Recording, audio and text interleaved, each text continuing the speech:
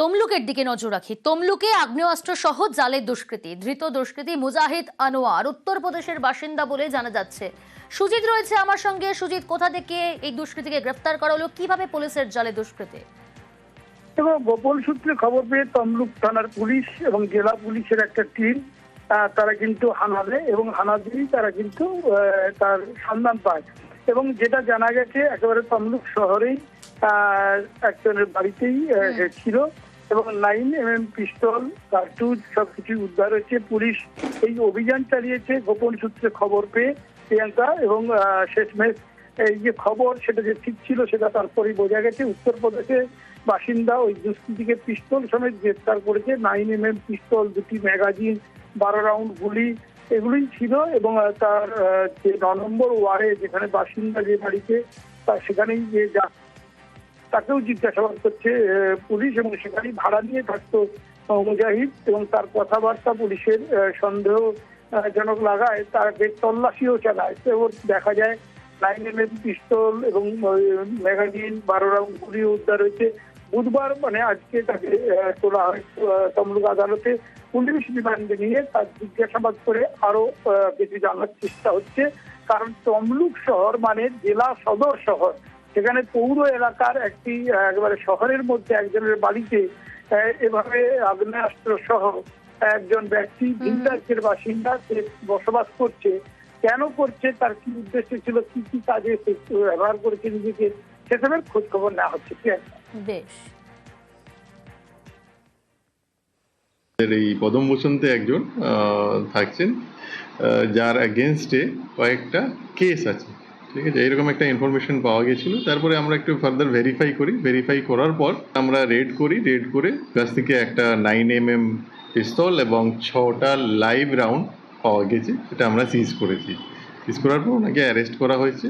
শ্রমশ্রীতে ব্যাপক সাড়া, দুদিনেই ভালো সাড়া শ্রমশ্রী প্রকল্পে। 3000-এর বেশি আবেদন এই পোর্টালে। আবেদনের বিস্তারিত তথ্য জেলা শাসকদের কাছে পড়ে যায়। এরা রাজ্যে ফিরলে মাসে 5000 টাকা কাজের সুযোগ না পাওয়া পর্যন্ত তাদের এই প্রকল্পের সাড়া। আরো ডিটেল জানাবে, আরো বিস্তারিত জানবো। সোমরাজ রয়েছে আমার সঙ্গে। সোমরাজ, দেখো, তুমি জানো যে পরিযায়ী শ্রমিকদের জন্য রাজ্য সরকারের তরফে কর্মসূচি শুরু করা হয়েছে এবং শ্রমশ্রী যে প্রকল্প যা শুরু করা হয়েছে যা মুখ্যমন্ত্রী মমতা বন্দ্যোপাধ্যায় ঘোষণা করেছিলেন গত দুদিন আগেই পরিযায়ী শ্রমিকদের জন্য শ্রমশ্রী প্রকল্পের পোর্টাল চালু করে দেওয়া হয়েছে। নবান্ন সূত্রে খবর, এখনো পর্যন্ত গত দুদিনে প্রায় 3000-এরও বেশি আবেদন জমা পড়েছে এই শ্রমশ্রী পোর্টালে, যাকে রাজ্য ইতিবাচক হিসেবেই দেখছে। এবং ইতিমধ্যেই রাজ্যের মুখ্য সচিব মনোজ পান্ত আজ বিভিন্ন জেলা শাসকদের সঙ্গে বৈঠক করেন। সেই বৈঠকে জেলা শাসকদের নির্দেশ দেওয়া হয়েছে যে শ্রম দপ্তরের কাছে যে আবেদনগুলি এসে পৌঁছাচ্ছে সেই আবেদনগুলির প্রেক্ষিতে প্রয়োজনীয় যাতে পদক্ষেপ নেওয়া হয় জেলা শাসকদের তরফে। বিশেষ করে যে পরিযায়ী শ্রমিকরা আবেদন করছেন তাদের সঙ্গে যোগাযোগ করে যাতে প্রয়োজনীয় সুবিধা দেওয়ার ব্যবস্থা করা যায়। বিশেষ করে তুমি জানো যে পরিযায়ী শ্রমিকরা যখন এই কর্মসূচির অধীনে ফিরে আসবেন তাদের এককালীন 5000 টাকা এবং তারপর মাসে 5000 টাকা করে দেওয়ার ঘোষণা মুখ্যমন্ত্রী মমতা বন্দ্যোপাধ্যায় করেছেন। সর্বোচ্চ 1 বছর পর্যন্ত 5000 টাকা বা যতদিন না পর্যন্ত তিনি কাজের সুযোগ পাচ্ছেন। পাশাপাশি রাজ্য সরকারের 100 দিনের যে কর্মশ্রী প্রকল্প, সেই কর্মশ্রী প্রকল্পেও তাদের কাজের সুবিধা দেওয়ার নির্দেশ দেওয়া হয়েছে। মূলত এই শ্রমশ্রী যে প্রকল্প, সেই প্রকল্পেই দুদিনেই ভালো সাড়া পাওয়ায় যথেষ্টই গোটা প্রকল্পটিকে ইতিবাচক হিসেবেই দেখছে রাজ্য এবং জেলা শাসকদের। এই নিয়ে আজ মুখ্য সচিব বৈঠক করেন, সেই বৈঠকে প্রয়োজনীয় পদক্ষেপের নির্দেশ দেওয়া হয়েছে। বেশ।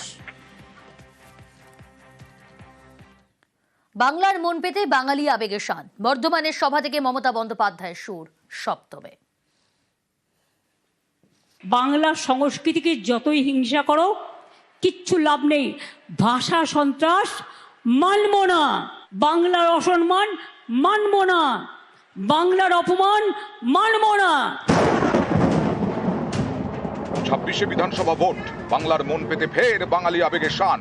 মঙ্গলবার বর্ধমানের সভা থেকে মমতা বন্দ্যোপাধ্যায়ের মুখে বাঙালি জাত্যাভিমানের কথা। আমি টাকা চাই না, আমি আত্মসম্মান চাই।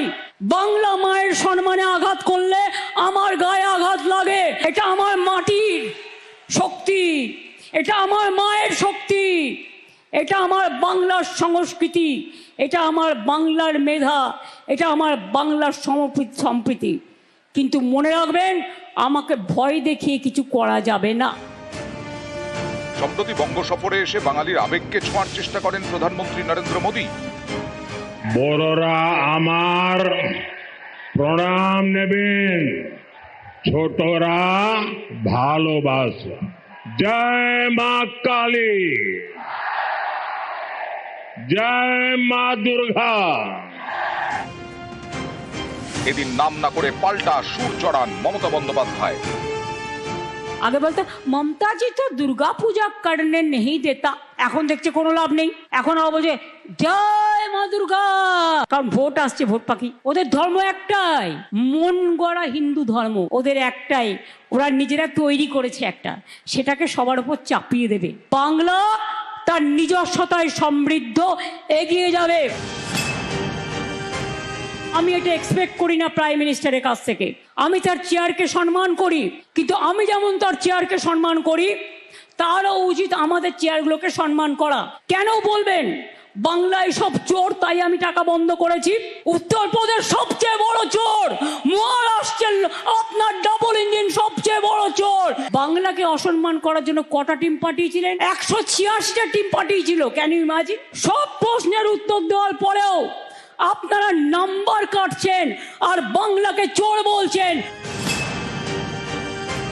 বারে বারে আসবি আর বলবে বাংলায় নাকি সব বাংলাদেশিরা থাকে। তাহলে আমাদের পাশে বাংলাদেশ তো আমরা তৈরি করিনি। আমাদের ভাষা যদি এক হয় আমরা কি করতে পারি? বাংলা ভাষায় কথা বললেই কাজ করতে দেবে না, বাংলা ভাষায় কথা বললেই ছাত্রছাত্রীদের পড়তে দেবে না। বাংলা ভাষা তো বলবোই, বাংলা ভাষা। বাংলাকে সহ্যই করতে পারে না, বাংলা দেখলেই তরবর করে জ্বলে।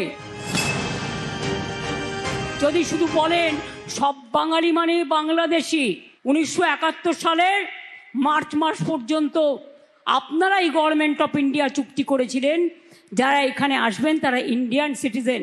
আমার জয় বাংলা স্লোগানই আজকে সবার স্লোগান। তার কারণ বাংলাকে সম্মান জানিয়ে আমরা জয় বাংলা একবার নয় 1000 বার বলবো, লক্ষ বার বলবো, বজ্রকণ্ঠে বলবো।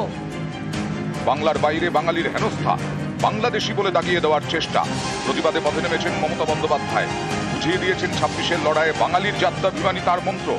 এদিন বর্ধমানের সভা থেকেও সেই আবেগেই শান দিলেন মমতা বন্দ্যোপাধ্যায়। নিউজ 18 বাংলা। বসিরহাট ব্লকের কচুয়ায় তুমুল উত্তেজনা, তৃণমূল সিপিআইএম হাতাহাতি ধাক্কাধাক্কি। আমাদের পাড়া আমাদের সমাধান ক্যাম্পেই হাতাহাতি, ক্যাম্পের সভাপতি মনোনয়ন নিয়ে গন্ডগোল।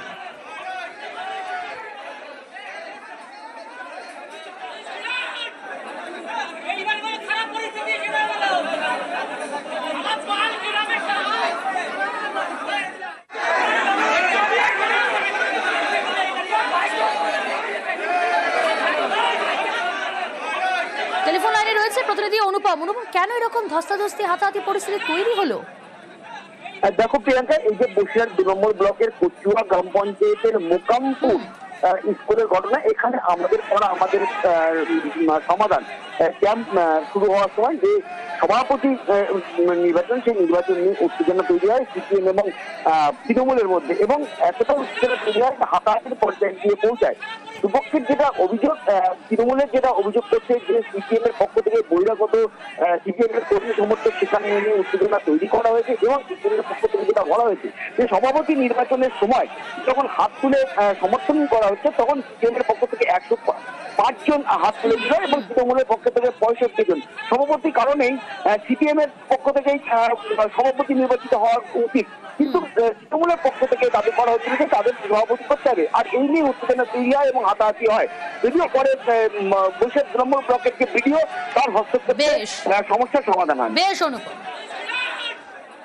সাহেবের প্রস্তাব অনুযায়ী ভোটাভুটির মাধ্যমে সভাপতি নির্বাচনকে কেন্দ্র করে সভাপতি নির্বাচনে নিরঙ্কুশ সংখ্যাগরিষ্ঠতা পাওয়া সত্ত্বেও তৃণমূলের কিছু ব্যক্তি তারা মানতে চায়নি। ওখানে যারা হাতড়া হয়েছে, ওখানে প্রশাসনের আধিকারিকরা ছিলেন, তারা ভোটার আইডি কার্ড জমা নিয়ে এন্ট্রি করার পরে ঢুকিয়ে তারপরে সেখানে ভোটাভুটি হয়েছে। সুতরাং এই তথ্যটা একদম সম্পূর্ণ ভুয়ো একটা তথ্য দেওয়া হয়েছে।